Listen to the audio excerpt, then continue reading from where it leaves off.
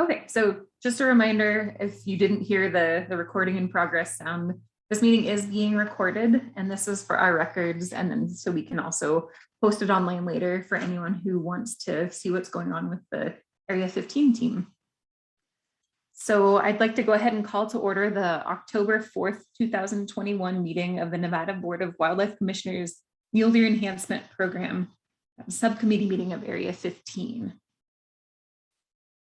And with that, I will go ahead and take roll call, which will be interesting. So start with Amber. I'm here. Amber Ayton. Bert Ramos. I don't believe is in attendance. Chris Jasmine. We determined that was his phone number, correct? Yeah, he can't unmute on that phone.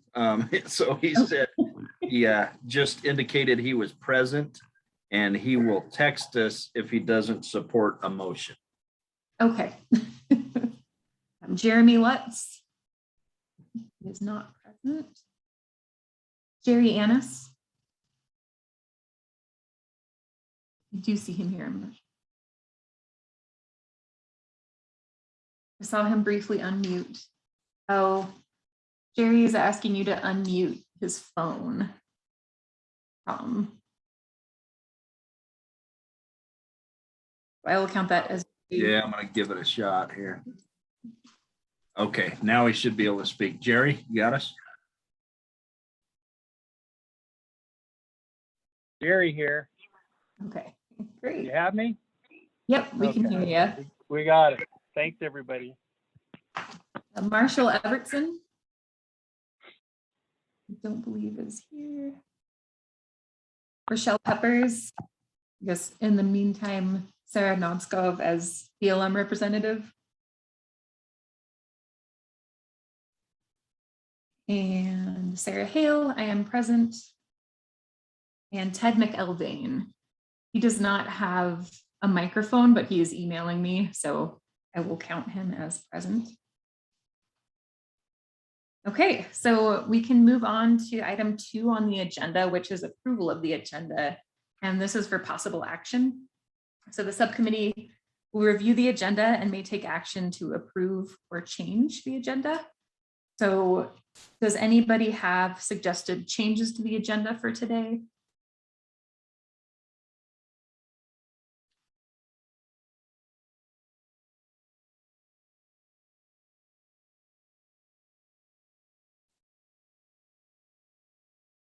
All right. And then do we need to take public comment, Tom, before we motion to? Yeah, I believe we're supposed to take public comment Okay. prior to all the actions. As far as Okay. So we'll go ahead and take public comment on agenda item number 2.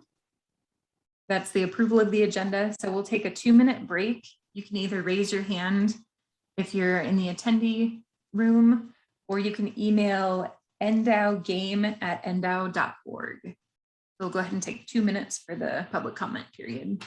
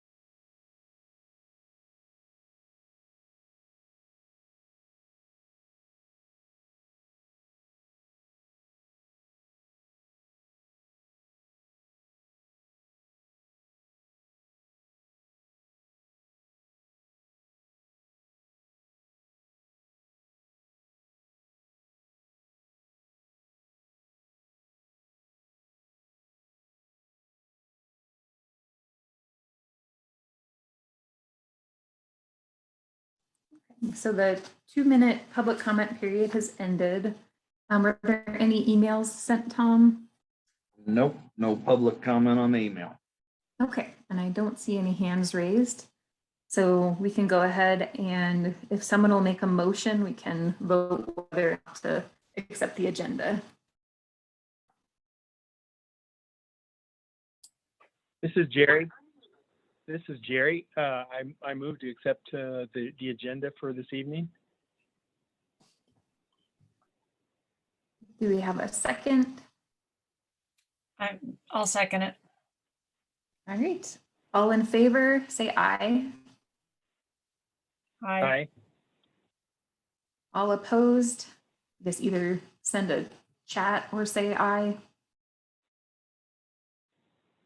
Okay, looks like the motion passes and we'll accept the agenda as is. The next item on the agenda is member announcements and correspondence. And this is strictly informational, so we don't need to take action on this. I have a few things. So first of all, Scott Torgerson has stepped down from the team and Ted McElvain will be the new representative from the Lander County Advisory Board. So he'll be the new representative for that. So welcome, Ted, and hopefully we can get things smoothed out as we go along with these Zoom meetings and hopefully get back in person. So meetings will be a little more smooth in the future, hopefully.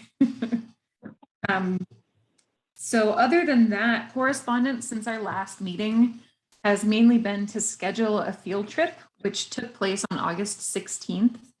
And during that, we visited several stops throughout Area 15, mostly on the 305 corridor, just due to ease of access. And we looked at several issues affecting the landscape to see things in real time on the landscape. Additional correspondence since that field trip was mainly about this meeting, just choosing a time and day that would take place. And I also received some correspondence from Chris Jasmine before the meeting, since he was going to be out and not able to participate in audio. So I'll go ahead and read what his email had said. So a few of my thoughts on Area 15. The northern part of the unit is suffering, like lots of northern Nevada, from invasive annuals and fire. If we can't begin spraying and seeding large acreages each and every year, we will continue to lose this part of the unit to annual grasslands. I also believe that if we don't focus on non-natives like Siberian and kochia, efforts will be a failure. In the south, continued work on PJ removal and reseeding efforts are a must. These areas may be more well suited for sagebrush than the northern corridor. Permittees in these areas are being asked by BLM to take non-use because wild horse numbers are 5 times above AML. If we cannot get a handle on horses and keep them at acceptable levels, there will be no use in any restoration activities. I also believe if we don't initiate large NEPA analysis of a wide range of restoration activities across the landscape, progress will be slower than the rate at which we are currently losing habitat to fire and conifer invasion. And that was the end of Chris's comments. Are there any additions from panelists on correspondence that took place between January and now?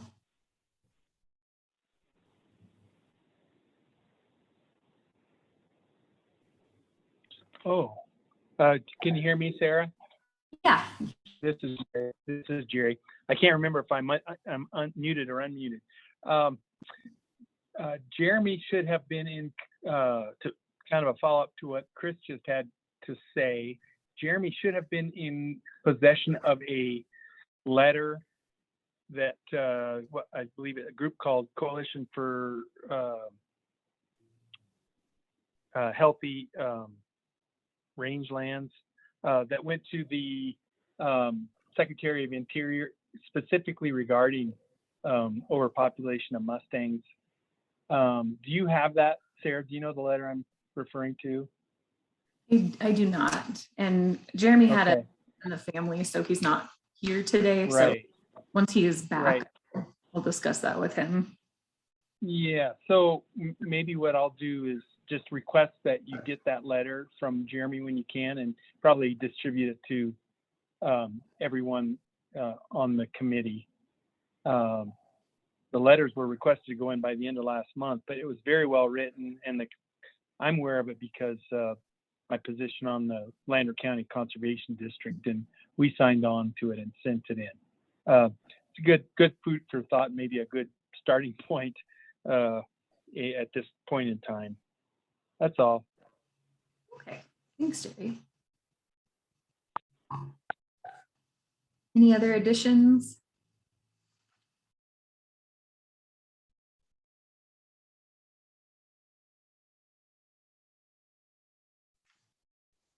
All right, not seeing any emails or chats or seeing any hands raised. So we can go on, I guess, move on to the meat of this meeting, which will be the Area 15 project proposals, and that will be for possible action. Hey, Sarah, did we need to do the approval of the minutes as well? I know you approved the agenda, but I don't think the approval of the minutes. I did not have that on the agenda. Oh, maybe I'm looking at a. On my agenda, it's the third item. Okay, I have the third item as the member announcements on Okay, my. nope, that's perfect if that's the one going off. Okay. I'm sure someone will correct us if we do this wrong. Yeah, right. So what we'll do next is item 4 on the agenda, which is the project proposals. And so we will go through and the subcommittee will discuss the limiting factor ranking sheet. And based on that, what we come up with for the top 3 issues, we'll go through and use the needs assessment worksheet to help us kind of formulate projects that we can think about to address these issues. And the projects can be either all for the same issue or one for each different issue. So we can kind of do a combination of things for one issue, or we can just address 3 different things if we'd like to. And it'll depend on time if we actually get to filling out the project proposal forms, but we can discuss the projects first and then decide if we want to have a subsequent meeting, maybe to formulate these projects a little better and have a little more input, see if we can get Jeremy back in the mix and see what he has to say about the habitat sides of things. So we have a few options. We don't have to get these projects through today. We can always come back, and if we want more time to put those together, we can definitely do that. So we will go ahead and just start with the limiting factor ranking sheet. And I will pull up, a few people have sent me their rankings ahead of time. So I'll pull up my screen and share that.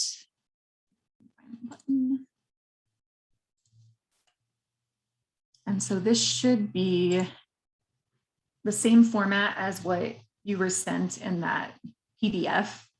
It's just a fillable form that we can all put our input into. Can everyone see that form?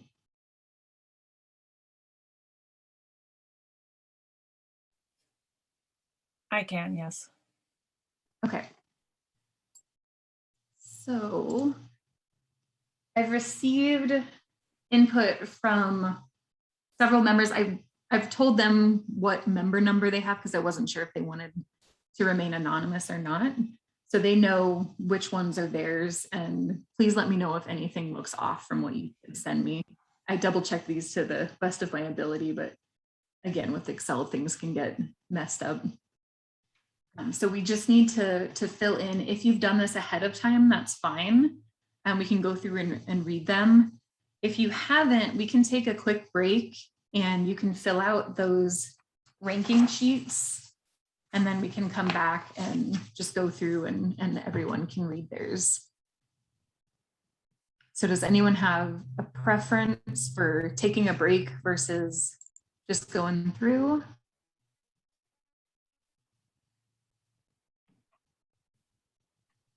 I'm good just to go through. Okay. So Ted, I know you're kind of late to the game. So what we'll do, sorry about that.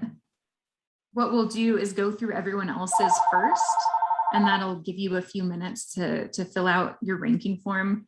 Do you have that sheet that I emailed? you can answer in you don't see the chat window.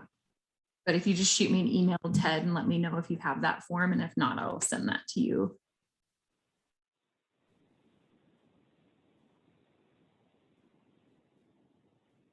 He has indicated on the chat he does have the form. Okay. So what we'll do is just start with everyone else. And if you want to take a few minutes while we're doing that to fill your rankings out, I will give you a call and put you on speaker, and then hopefully that will pick up on the microphones and we can read yours in as well. So we'll go ahead and start with Amber's rankings, if that's all right.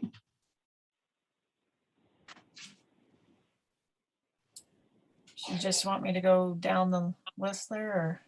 Yeah, I think that'd be easiest. And then we can go back through and double check before we finish up. Okay. So for wildland fire, I put 4.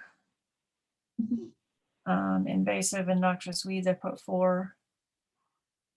Pinyon juniper was 4. Shrub sense was 3. Horses a 5. Livestock I put 2. Climate and weather a 5. Water 5. And inadequate migration corridor I put as a 2. As overall human impact I put as a 1. So collision with vehicles 0. Shed antler hunting 0. Off-road vehicle use 1. Fences 2. Power lines 0. 0 for urban development. 3 industrial development, 3 for heavy industry, and 0 for other. And that's where I've gotten so far, actually. Okay. So I'm still looking over the other ones and debating on those. Okay. Yeah, we can definitely come back if you want to think about those for a little while longer. And then Ashley, I think that leaves Ted as next. So Ted, do you need any more time to fill that out? We can take like a 5-minute break and then you can fill yours out and Amber can finish up with the last of hers.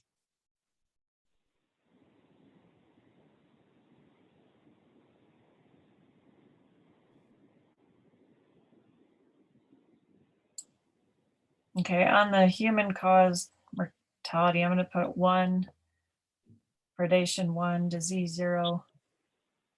I wasn't sure on the conflicts with laws, policies, and regulations, what exactly would be factors in that. Yeah, I think that definitely varies. So like my interpretation, I thought that was a number 5 or ranked as a 5 just based on the horse issue. Because Okay.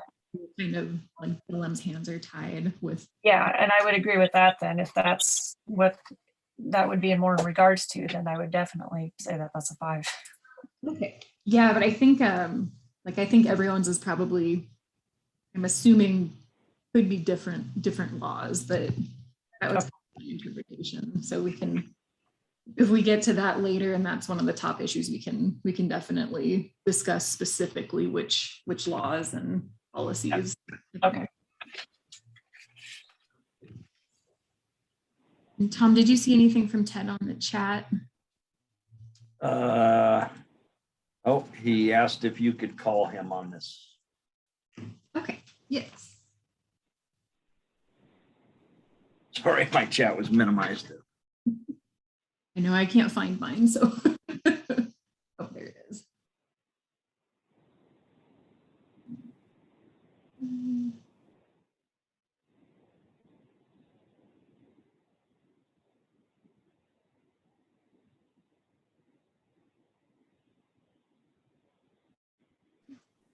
Okay, I'll go ahead and put him on speaker and then hopefully that'll pick up for everyone.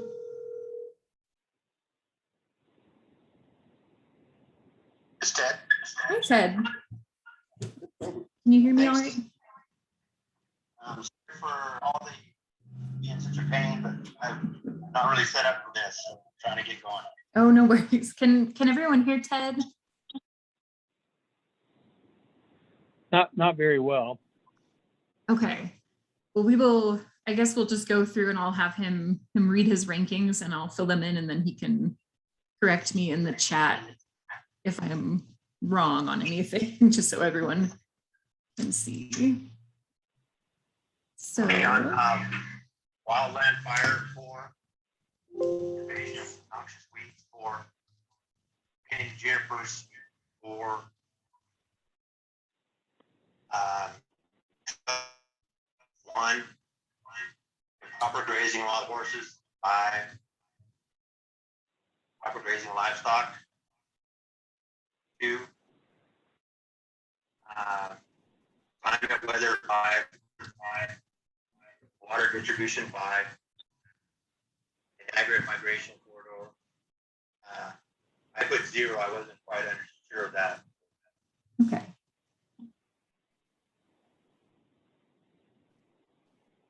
And And then, the human impact, collision vehicle 0, shed hunting 1,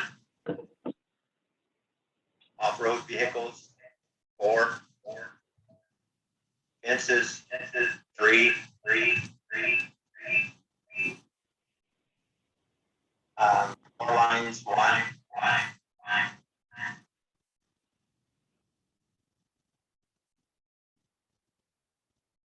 urban development 0, industrial development 2, heavy industrial 0, human caused mortality, hunter poaching 0, predators 2, disease 1, and then the conflicts of law, I have no clue. okay, we can leave that blank. All right, was there anything else you wanted to add? No, I think I'm good. Okay, sounds good. I will go ahead and hang up with you and we'll get back to looking at the rankings. Thank you. All right, thanks, Ted. Bye. Bye. Okay. So I think that will be everyone's rankings, correct? All of the voting members that are present.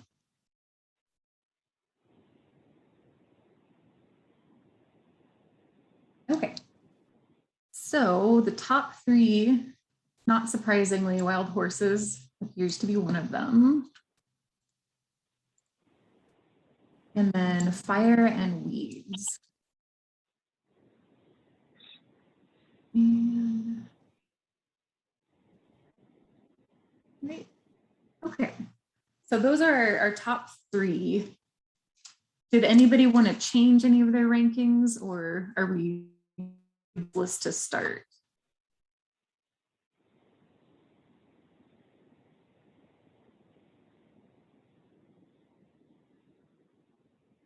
Okay.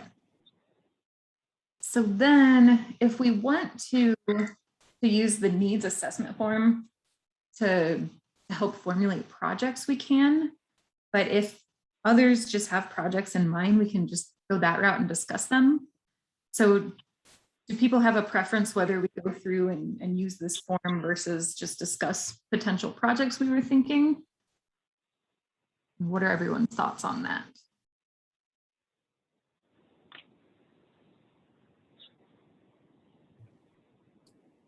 I don't care either way, Sarah. Doesn't matter to me.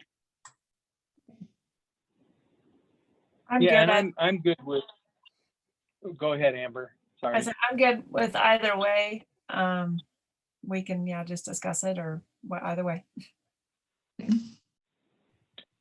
Personally, I think that there doesn't seem to be a whole lot of disagreement on the top limiting factors on the ranking sheet. So I think we should take advantage of that and dive into the needs assessment. We may only just get started. Mhm. I'm ready. Okay, yeah, we can do that.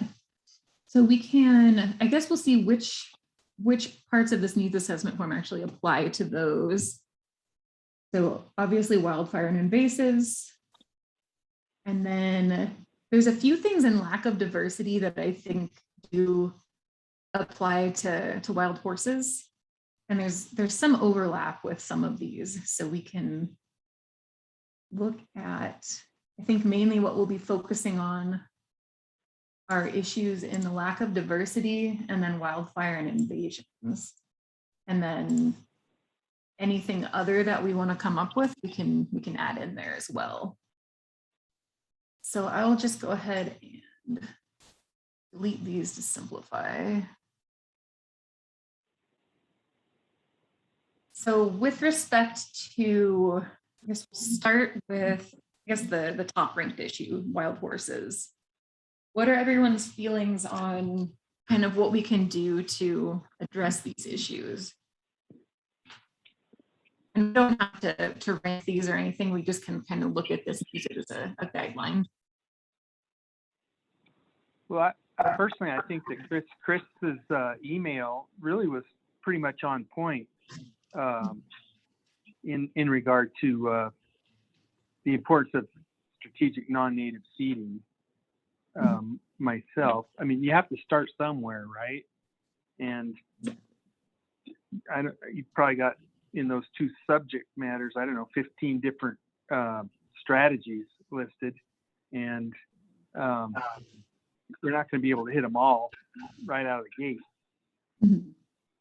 So I would say that personally, I had highest ranked in planting the strategic non-native seeding.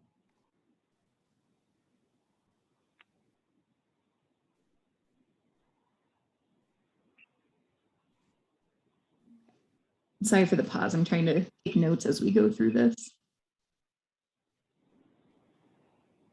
So would the strategy then for wildfire and invasives be similar? So since those were the two, wildland fire and invasive and noxious weeds,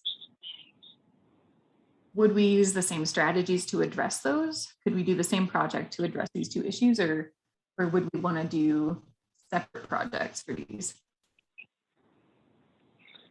Which two are you referring to, Sarah? Sorry. So the wildland fire and invasive and noxious weed issues. So those I know are interconnected, just the fire and stress cycle. So would this be something we'd want to address in the same project, or potentially different projects, or even two separate projects to address these issues simultaneously? Well, that's what threw me off. What threw me off is you asked about two separate, and we actually have it listed as one limiting factor, wildfire and invasive, since there is a well-established cycle there. Mm-hmm. So yeah, so the limiting one. factors, they're listed as different issues, but then in the needs assessment, I think since they're so intertwined, the management actions to address them have been kind of listed together. So right. Yeah, I was looking at the needs assessment. Yeah, and so that's where they get lumped together. But they are listed as separate factors. So we could potentially, if we want to pick another limiting factor, since fire and noxious weeds can kind of be considered the same, we could pick a fourth, like the fourth highest one, and address that, or do we just want to stick with what we have?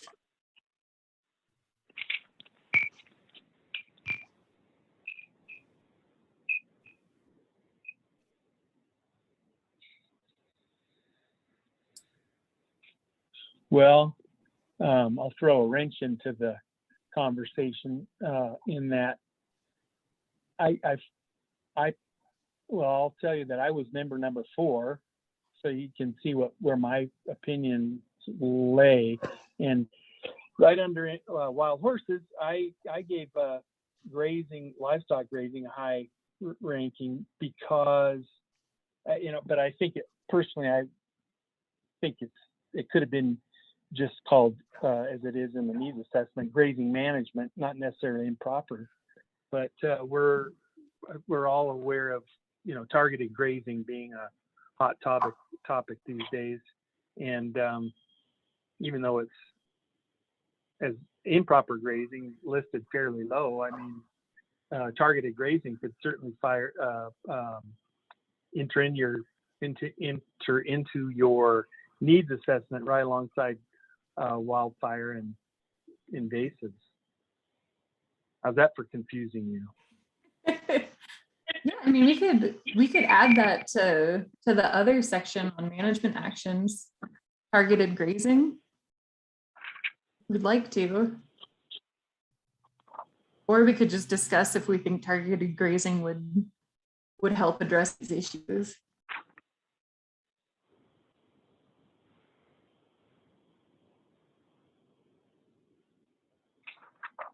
I think that under fuels management, it says grazing management. I'm wondering if that is referring to targeted grazing on wildfire, fuel management, grazing management. Oh, right here. Yeah, I think that could be interpreted that way for sure.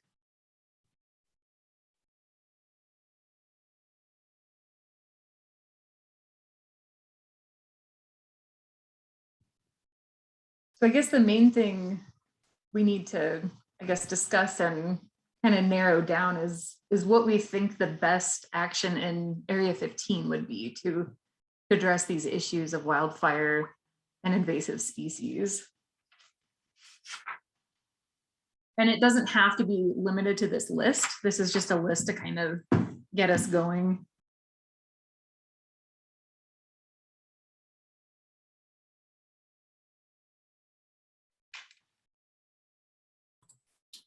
I honestly think it's targeted applications and then follow up with seedings.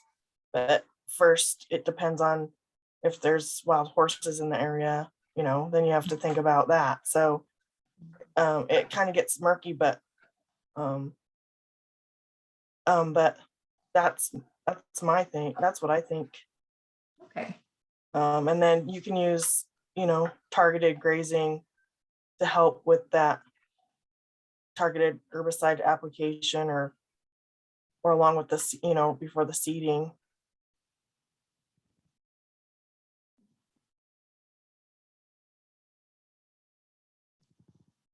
Okay. So that, I mean, I think that's something that's regularly done. So that would be, I mean, I believe a low hanging fruit and doable project to just target certain areas, apply herbicide, and then follow up with seedings later. And then we just need to figure out, I guess, where to focus, because there's quite a bit of ground that can be reseeded.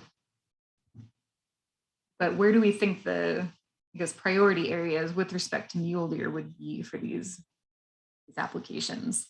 And currently, I believe there's work being done in the Cooks Creek area, and trying to think, I'll have to double check with Habitat to see where else they have these targeted areas.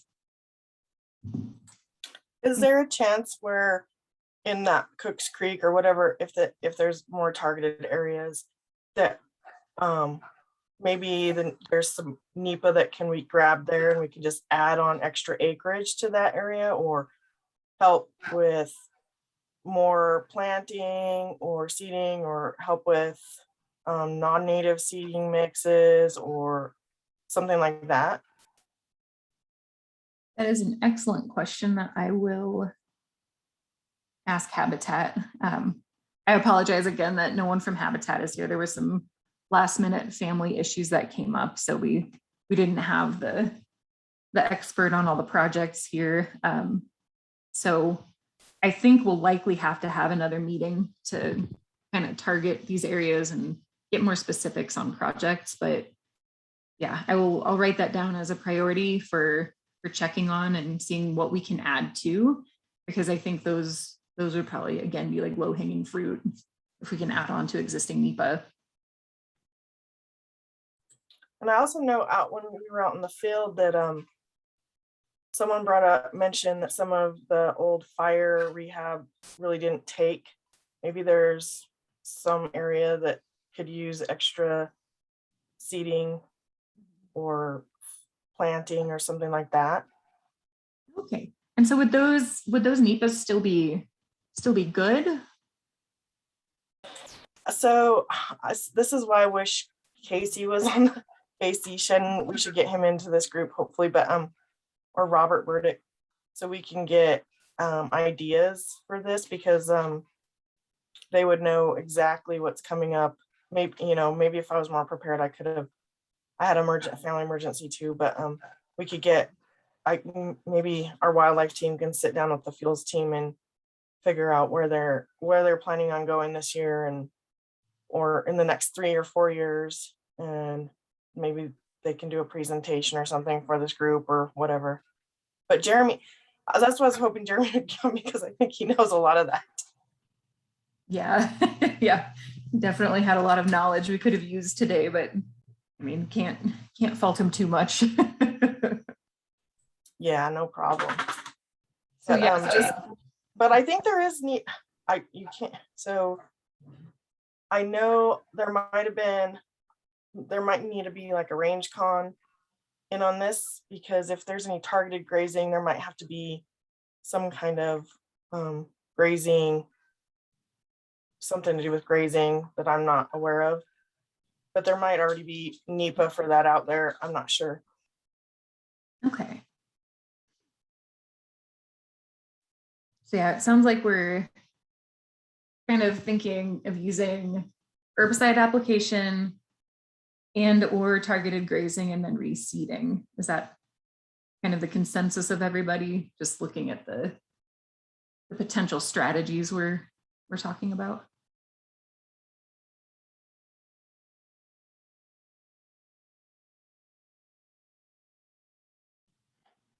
Does anybody disagree with that? I guess would be the easier question to ask.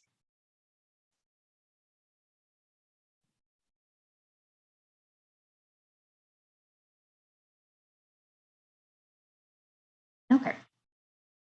So it seems like to address at least the wildfire and invasives issue or issues, those appear to be things we could do with the same project. Does everyone agree with that? Okay. I do, Jerry. Okay. I agree with that. Okay, great. Yeah, I agree too. Okay.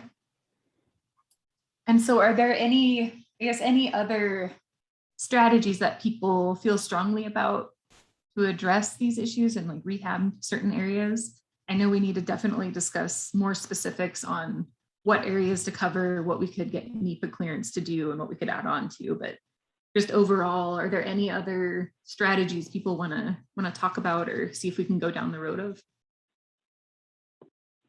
Well, I'll bring up the subject I brought up on our field trip. When we do get together, when we do have the ability to get together with a range con, as Rachel mentioned, and or habitat people, maybe we can look at a map of the unit and look at areas that have potential, either because of what's on the ground or what NEPA has already taken place. So I think that'd be a place to start. But then I don't want us to forget that a lot of progress can be made without NEPA if we work cooperatively with private landowners that have potential habitat. We could probably move much more quickly in a particular area that private land that has potential versus public. So I think those two types of land management considerations need to be discussed, but I don't think we can discuss those tonight without a map and some additional input. Okay.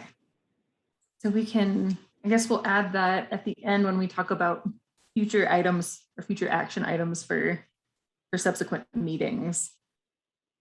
So do we want to discuss more about strategies for these two issues? Or do we want to move on to the most tricky one, that is wild horses?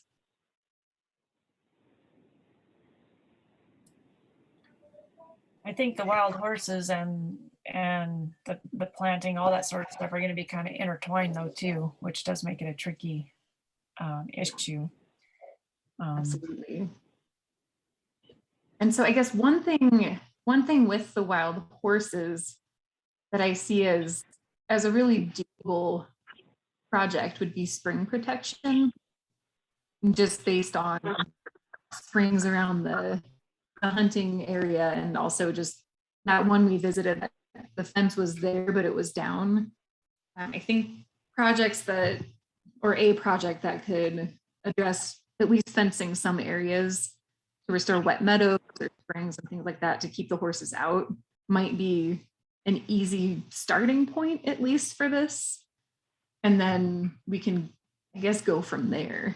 So what are everyone's thoughts on protecting water sources, or even protecting larger areas with exclosures potentially? Or since we, I'm guessing, can't just go out and remove all the horses as much as we'd like to, what other strategies could we potentially employ? I think the fencing's a good idea. I'm not familiar with all the areas that they're necessarily supposed to be, if they're just allowed to roam. I don't fully understand all the policies and stuff like that, but I've seen, like I'd mentioned before on the field trip, like up around in the Fish Creek Range, up around Mount Moses, they used to never be up there on the top, and that's always been great deer habitat. But the last few years, they've completely moved in. And so I mean, the food up there is good and all that sort of thing. But our last trip up there, we didn't see much for deer, but it was definitely a lot of horses. And I don't know if they're supposed to be up there. I know there are down fences. I don't know what the overall grazing in that area is supposed to be like with, livestock and all that sort of stuff anyways. But I do know that there are down fences. And so I don't know if that's something that could possibly be done to try to at least slow them down on ruining those places up there where the deer usually, at least in the past, have done fairly well. Yeah, and that's also a good point too, since that you said is good deer habitat currently. Do we want to focus on areas that aren't too far gone yet? So there's, like the places we went on the field trip where it's completely barren and devoid of vegetation, horses are just everywhere, versus Mount Moses, which still has some potential to be restored and it's not just completely degraded yet. So do we think focusing on areas that haven't been hit super hard by horses yet is the best place to start, or just kind of spread a wide net and get wherever we can?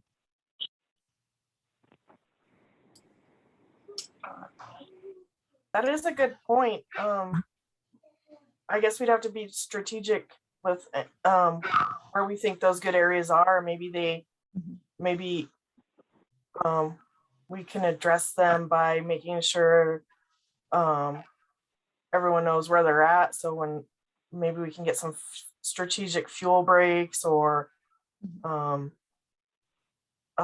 the fire personnel know exactly where they're at and that these are important areas, and then focus on maybe getting pinpoints where the fences are down and reporting those.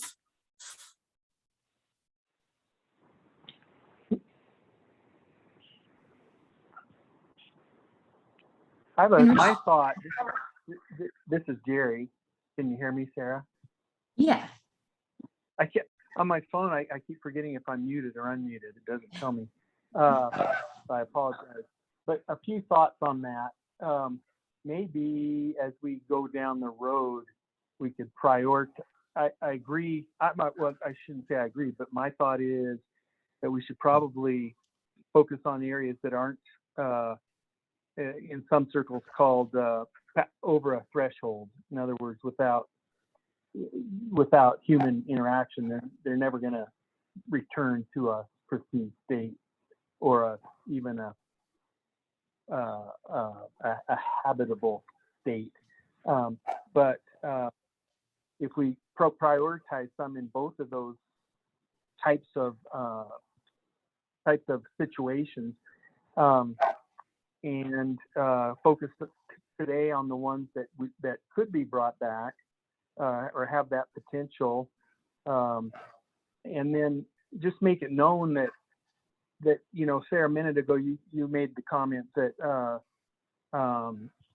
there's not a whole lot we can do about the Mustangs, and you are correct at this time. But if we made people aware, if we became aware and made people aware that, with some help with Mustangs, there's additional areas that have potential that we could then move into, that may help. I just have to tell you, I was the Lander County that I think all of Unit 15 is working on their management plan for the county. And I was at a recent meeting, and a person that was there stated that there's no use mentioning wild horses in the management plan because nobody's going to do anything about it. And I took real exception to that. I mean, it's not easy, and it's not going to happen overnight, but I think we need to make people aware. I will tell you that then additionally, I will tell you that the area that Amber's referring to, and you're probably aware of this, Sarah, that's all private property. It would be extremely expensive. Those old fences are probably close to 100 years old. From a habitat standpoint, it would probably make more sense. You get more bang for your buck to take the fences out completely, in my opinion, and then try to manage those horses out of there one way or another. And because I'm real concerned about that situation with those horses up there. And then lastly, the conservation district is working quite closely with NDOW in a couple of areas to put in some new and improved exclosures around springs that wouldn't be as affected as the one that we saw on the field trip that was just totally wiped out. Again, that on the conservation district has worked quite closely in the past with Mark Freese on that, and so he at your state office, so he'd be a very helpful source of information to come up with some ideas on how to protect springs if that's what we decide to do. Sorry for being so windy. No worries. I think a good idea is to maybe look at, so if winter is the hardest time for them and that's when the populations are dropping, maybe looking at the maps of where we end up putting the targeted areas and seeing where the winter range, or if that's a winter corridor, seeing where that lays too. And then maybe prioritizing those spots. It's just a thought. You mean are you talking about like the herbicide and seeding type things in areas where there might be corridors for mule deer? Yeah, for forage. Yeah, and kind of along those lines, I did get a text from Tom that Chris said we should prioritize spraying and seeding in areas grazing can be managed, specifically horses. So that's more of how those three are all interacting.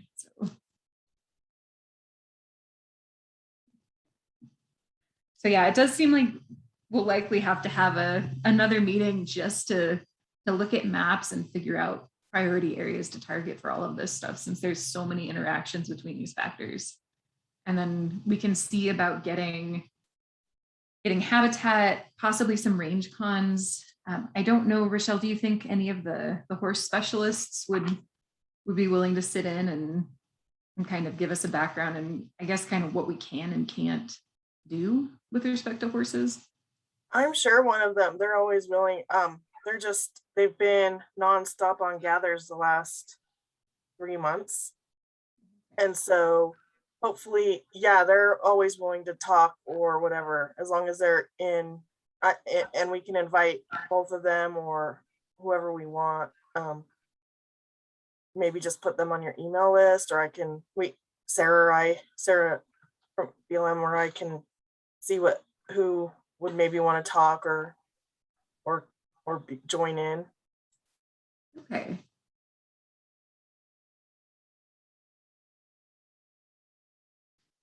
Okay, definitely, I think. I think that's a great idea to invite them, and because the two of them may have some great input. Rochelle, do you know, are any of these gathers they've been doing in Area 15? I'm not aware of any. No, not yet, but hopefully, I think Ravenswood, and then the one near Cooks Creek, I think, is on the list. But definitely Ravenswood, and it just depends on what the horses look like, how the emergency, if they're going to be on the emergency gather list or just a regular gather. But I'm sure Shauna or Brandy can tell us more. They would know, or even, you might just want, I know managers sometimes don't have enough time, but it might be a good idea just to invite one of the BLM, either Bradley or John or someone, to one of these meetings, just so they can hear, because it's, sometimes you just need an upper level to hear some of this stuff. So, I mean, I can give notes and everything, but it would be nice to have a range specialist, horse specialist, and the fuels weeds people in on a meeting. That would be great.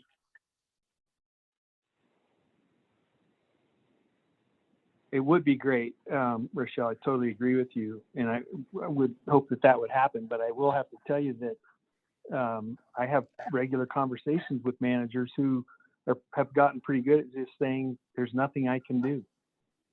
So, if we all get together and have a common voice in this situation, maybe we can discover some things that they can do. And I think, to be honest with you, I would hope Sean and Brandy would be a better source for that type of input at this point.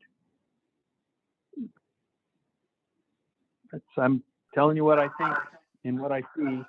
I think it's got to be. We can't walk away from it. I had talked to Shauna a while back ago and had asked if there was anything to do to help. And she said sometimes pictures and stuff can help, because gathering that info, the Battle Mountain District covers a lot of land and stuff as far as the wild horses and all that sort of stuff. And I know that for a long time it was just Shauna. I don't know how much help she's got now and all that, but she said gathering photos, if you see things that need photos, those things can all help with, like, especially if like emergency roundups and stuff need to be done, of whether it's the conditions of the horses, stuff of the range, and just documentation of those things can help. And I think they'll gladly take that from anybody who might be out there that could submit that stuff.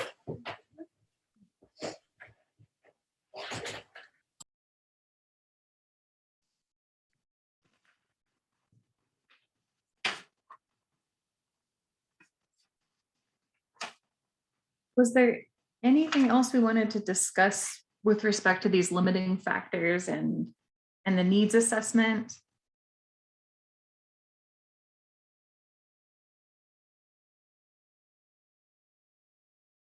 It does seem like we need a lot more information before we can get projects put together and proposed.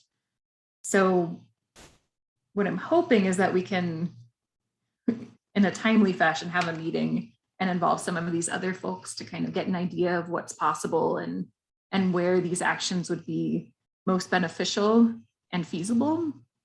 And then we can start formulating some projects and get more specifics together to actually submit to the oversight committee. But again, that would be at a future meeting, unless anybody wants to get into those project proposals today. Just let me know. I honestly think we need a little bit more information on maps, because then we can strategically see if there's any private landowners in the areas where we want to treat, that we can ask if they want to join in and maybe get whatever we're doing, get some funding going on there. Okay. I agree with Rochelle, 100%, because I'm personally not, I have a very, very small area of 15 that I'm familiar with, but getting some of the agency people involved that are more familiar with the whole area, we're going to get a lot better input than I can give today. So I agree.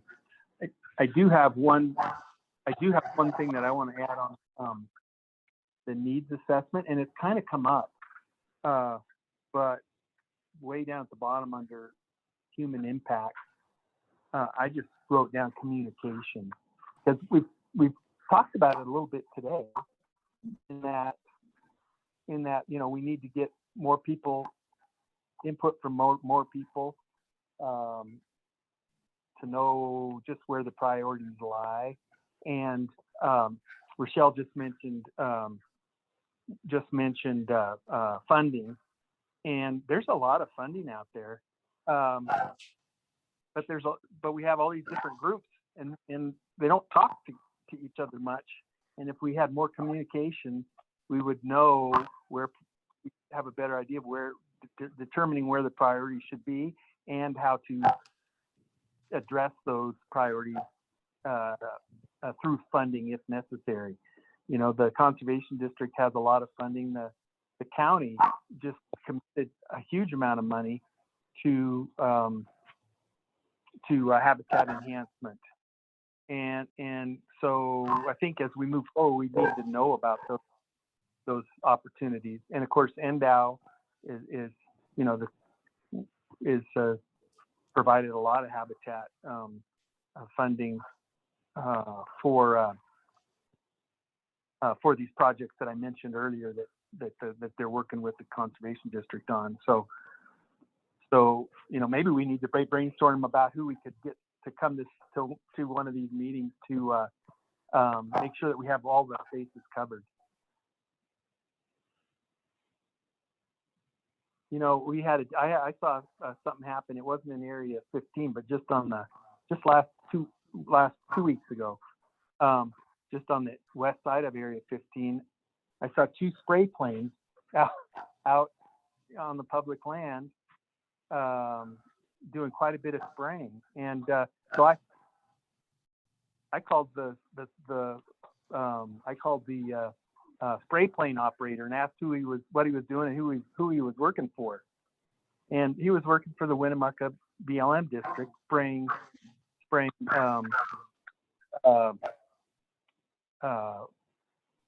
strips for fire suppression. And if I know for a fact that the permittee didn't know that they were out there, and if this group was aware of what was that sort of thing taking place, maybe we could do more coordination on how to best place those, how to treat them afterwards, and maybe place them in the areas that we could look at some of these priority projects for in the future. I mean, if I'd have known that they were going to be doing spraying, we could have been talking about where best to put it, some reseeding and some reseeding possibilities. But there was no communication, and it's not with anybody in this group, but I think that really needs to be promoted to make progress. 5 of us aren't going to get all this done by ourselves. I'm going to mute myself for the rest of your meeting, Sarah. I'm sorry for taking up so much time. Oh, no worries. That's why we all got together to discuss these things. So yeah, I do agree that communication is key in all of this, because there's so much different land ownership and different clearances that some people may be familiar with that others aren't. And I think there's just a lot of collaboration that needs to take place to get these projects rolling. So I think drawing attention to that is important. So does anyone else have anything on their mind about these limiting factors and strategies we've discussed?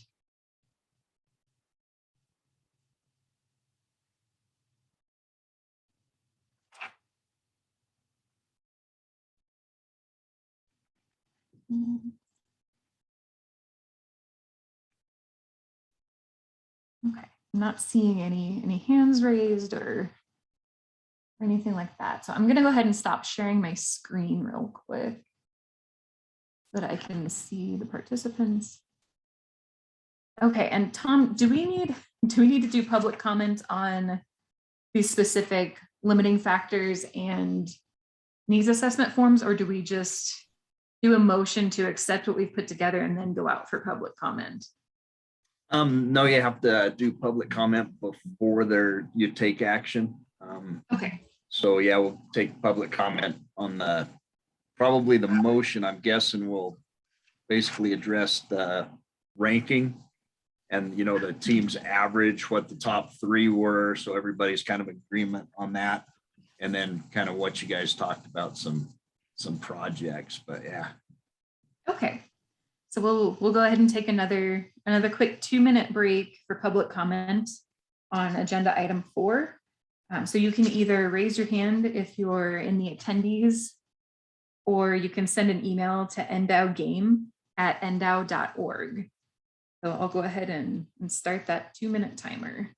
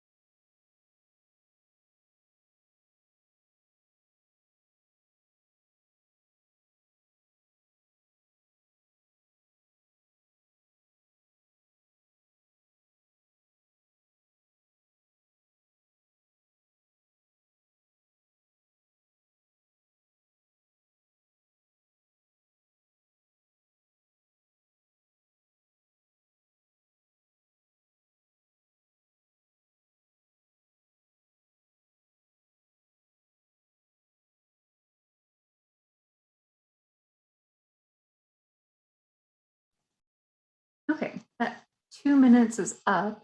I don't see any hands. Tom, were there any emails that came in? There were no emails. Okay, so the next thing we need to do is somehow make a motion out of everything we've just discussed. So I guess the motion would need to be whether or not to accept that our top 3 issues in Area 15 were improper grazing of wild horses, wildland fire, and invasive and noxious weeds. And that we discussed potentially using a combination of targeted application of herbicides, targeted grazing, and seeding to address the wildland fire and invasive weeds issue. And then also looking into where we can add on to NEPAs that are currently existing to help target these things. And then with respect to horses, to address that, we need to have a subsequent meeting to see what we can do and then also target where those would be. So essentially we're accepting the issues that we have ranked, knowing that before we put projects together, we'll have to have another meeting to look at maps and figure out specific areas and also specific actions that we can take. Can someone sum that up in a very short motion?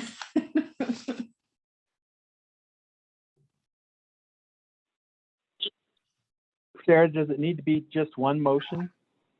Yeah, so basically we just need to motion to accept what we've done so far and then move on. If it was easier, you could probably do two motions, Jerry, and, one maybe to go through the ranking and, a motion to approve that process and what the top three were, then maybe a separate motion to, to approve what types of projects you'll probably be looking at. I don't know, might make it a little easier. That's why I asked. That was my thought.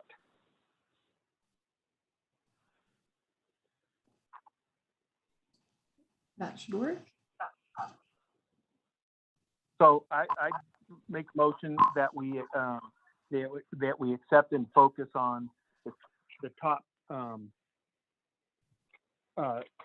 three items on our ranking sheet. Sarah, can you fill those three in for me? Yeah, those were improper grazing of wild horses, wildland fire, and invasive/noxious weeds. So moved. Do we have a second? I'll second it. Great. All in favor, say aye. Aye. Aye. And all opposed, say aye. Okay, so that motion passes.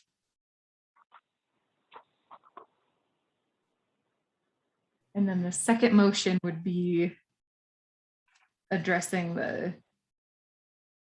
strategies that we discussed. So I'm not sure the best way to sum that up in a motion.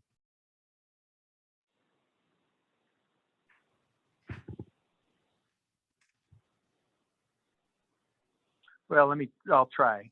I would move that that this group move forward addressing, and Sarah, again, help me out on that one, on this one, addressing the potential for using targeted grazing, herbicides and planting to address as management actions to address our limiting factors. Does that hit them all? Did I hit them all?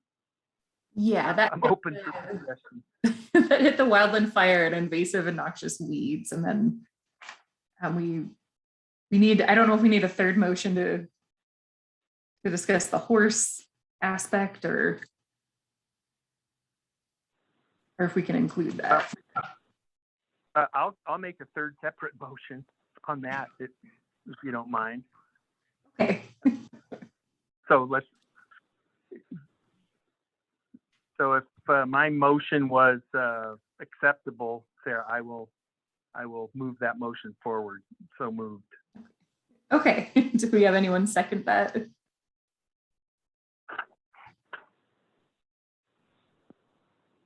Ted says he seconds that. So all in favor, say aye. Aye. Aye. Leave that passed. Or all opposed, say aye. I guess we have to do that. Okay, that motion passes. So now the third motion will be with respect to horses.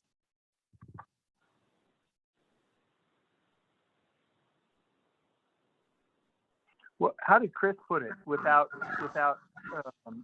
getting horse populations under control? All our other work will be for naught. In essence, isn't that what he said?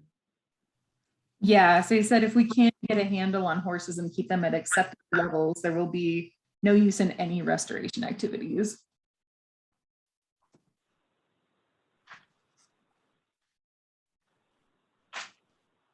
I would state that. I would quote that, and then just state that. Therefore, I move that this group acknowledge the importance of wild horse management and investigate methods to bring populations under control. Anybody second that motion? I'll second it. Okay, all in favor, say aye. Aye. Aye. All opposed, say aye.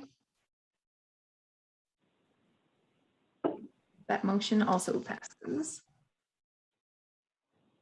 So then we can move on to the next section, which is public comment. So this one is just no public comment for anybody who is listening, who wants to comment on any of this. You have, if you'd like to comment on the attendee aspect of this or on the attendee side of this, you'll have 3 minutes per speaker. And then also you can send an email to endowgame@endow.org. So we will take another quick break and then move on to the discussion of future subcommittee meetings. So we'll take, Tom, do you think we need longer for this or just 2 minutes again? I think we could just do the 2 minutes. Okay, we'll do another quick 2 minutes and then come back.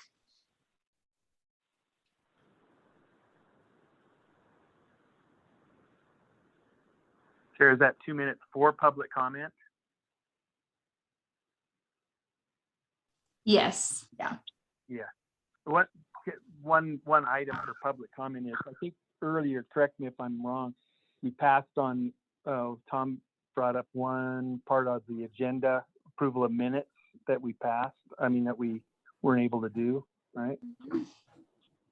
Did that, so that wasn't on the agenda that I had put together for today. Is that something you have to do each public meeting? Do you approve the minutes from the last time? Yeah, what I was going to bring up is that we probably should bring those minutes that we didn't approve tonight at our next Bring those up. at our next meeting for approval. Okay. I will. I was recently at a public meeting that we had to go through a year's worth of, minutes that had not been approved. So we don't want to run into that. Yeah. All right.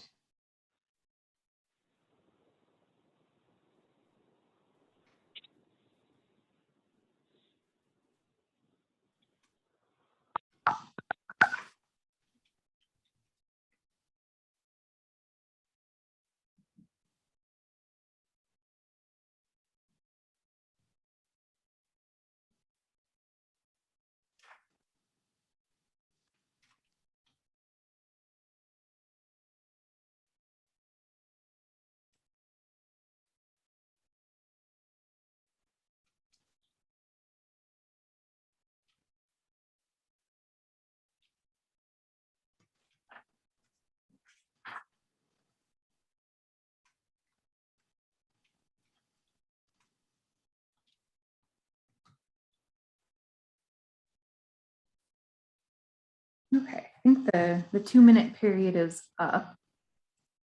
I don't see any hands up from attendees. Tom, are there any emails that came through for that one? Nope.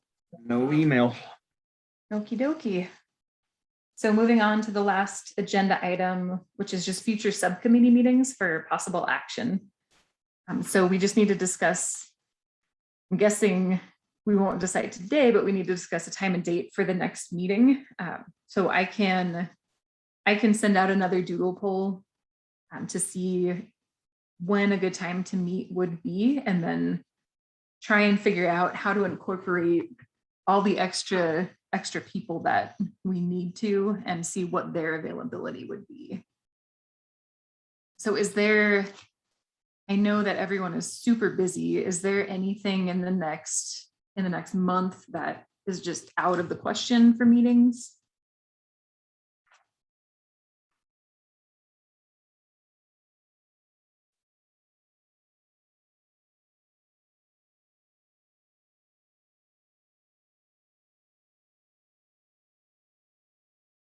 I don't see any comments or hear anything. So I think the easiest thing to do is just going to be send out another doodle poll, and I will try to include a pretty wide range of dates and see if we can all match up on one day, or see how many people we can get together on the same day.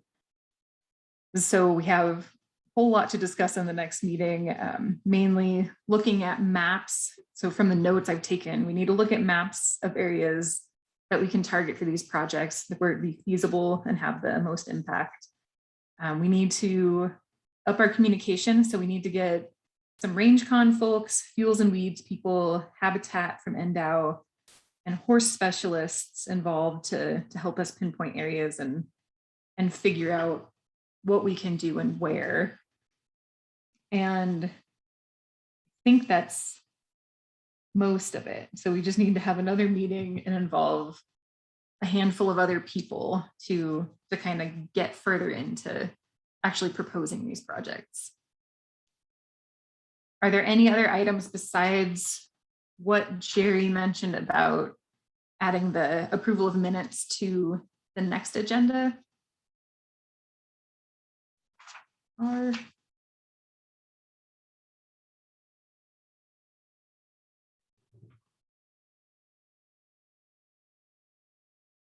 okay, I think with that, we just need to have a motion to adjourn for today.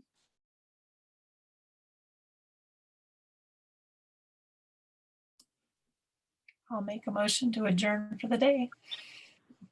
All right, is there a second?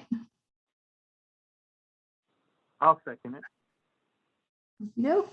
And then I'm not sure if we need to vote, but all in favor say aye. Aye. Aye. All those opposed to adjourning say aye. All right. Did someone say aye for opposed to Oh, adjourning? I was, sorry, I retract, I tracked that. All right, well, thanks everyone for your time, and I appreciate your patience with, again, working on the Zoom platform and trying to get technical difficulties sorted out. I will work on some things tomorrow and try and send out a summary of what we've discussed today, and then get a doodle poll set up, and we can hopefully move on fairly quickly to the next meeting. So thanks again. And with that, we'll adjourn. Thank you.